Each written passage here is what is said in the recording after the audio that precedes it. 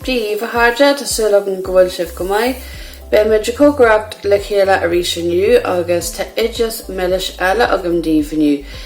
Tá sé lean le siúcra agus le seachalaid mar sin ní bheith tú géir seo a ihe gach lá, ach tá sé go hiantach le haid ócaid specialte.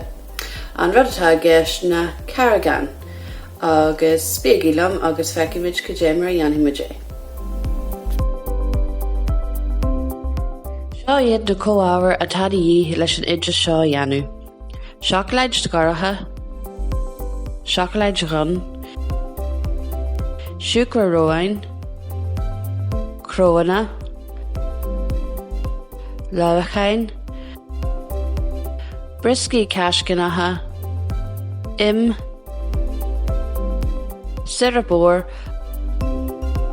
agus tradara bacala. Dús bris na briscí a mála le de lámh. Tá muid géirí go mbeidh idir físaí móra agus físaí boga an. Gar na Cúinne agus Carraigeáin.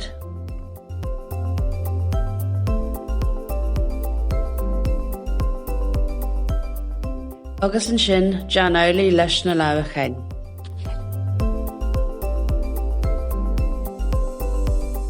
Anis, más go gach eile rud le chéile.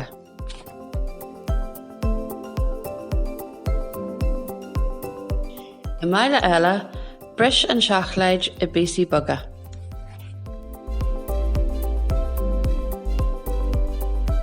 Agus cur an tim agus an syrup ar an sórin ar teas measara íseal.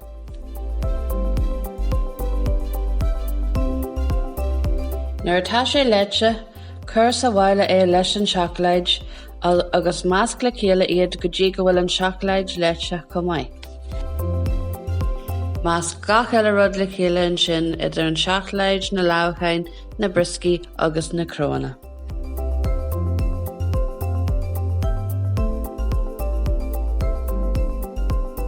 Ar a maithar an tradara é, agus dean cinse go bhfuil gach cáine linkte, ach ní ga é a bhrú síos mór an.